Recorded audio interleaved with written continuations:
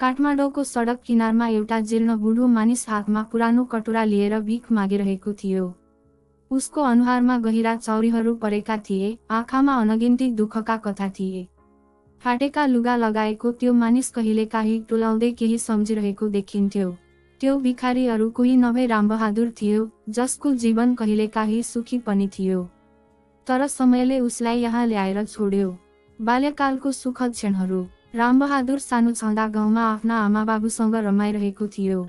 गरिब भए पनि परिवार खुसी थियो। बाबु किसान थिए, आमा गृहिणी। ऊ बिहान स्कुल जान्थ्यो, दिउँसो साथीहरूसँग खेल्थ्यो। जीवन सरल थियो, तर भाग्यले उसलाई लामो समयसम्म सुख दिन चाहेन।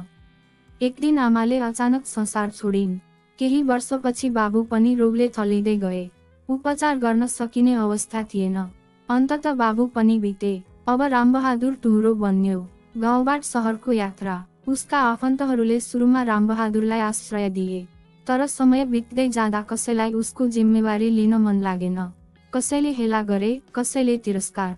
अन्ततः ऊ गाउँ छोडेर काम खोज्न सहरतर्फ लाग्यो। काठमाडौँ आइपुग्दा ऊ 15 देखि 16 वर्षको थियो। यहाँ कामको खोजीमा धेरै दुःख भोग्यो। सङ्घर्षको दिनहरू। काठमाडौँमा उसले सुरुमा एउटा होटलमा भाँडा माझ्ने काम गर्यो। त्यहाँ खाना त पाइन्थ्यो, तर काम धेरै गाह्रो थियो। होटल मालिक कडकड्याइ गर्थ्यो, थकाइ लाग्दा पनि विश्राम गर्न पाइँदैन थियो।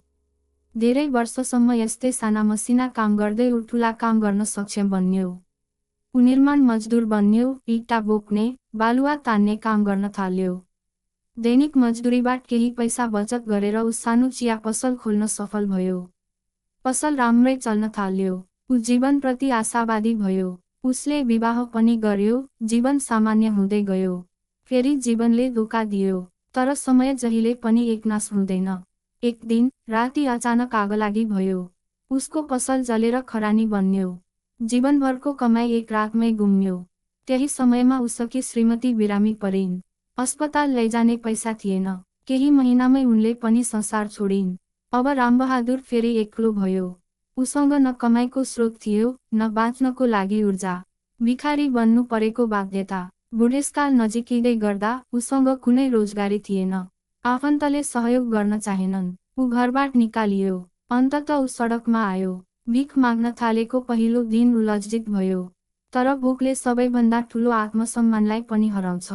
पेटभरि खानको लागि ऊ सडकमा हात फैलाउन बाध्य भयो। कतिपयले दया गर्थे, केही रुपैयाँ दिन्थे, तर कतिपयले गाली गर्थे, लज्जित पार्थे।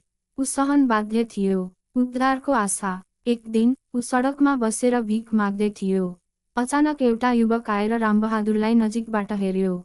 तपाईँ रामबहादुर काका हो? युवकले रोक्यो। रामबहादुरले उसलाई राम्ररी निहाल्यो। त्यो युवक उसको गाउँकै पुरानो साथीको छोरो थियो। युवकले उसको अवस्थाबारे रोक्यो। जब युवकले सुने कि रामबहादुरको कोही छैन, उसले वृद्धाश्रममा लैजाने प्रस्ताव गर्यो। नयाँ जीवनको सुरुवात। रामबहादुरको आँखाबाट आँहे झर्यो। धेरै वर्षपछि कसैले माया गरेको अनुभव भयो। ऊ युवकसँग वृद्धाश्रम गयो। वहाँ उसलाई राम्रो खान, बस्न र आराम गर्न पाइयो। ऊ जस्तै अरू वृद्धहरूसँग साथी बन्यो। अब ऊ फेरि बाँच्नका लागि उत्साहित भयो। जीवनले नयाँ मोड लियो। निष्कर्ष। रामबहादुरको जीवनले सिकाएको पाठ स्पष्ट छ। जीवन कठिन हुन सक्छ, तर आशा कहिल्यै मर्नु हुँदैन। गरिबी, दुःख र सङ्घर्षका बावजुद पनि यदि सही समयमा सही व्यक्ति भेटिन्छ भने जीवन फेरि नयाँ सुरुवात गर्न सक्छ।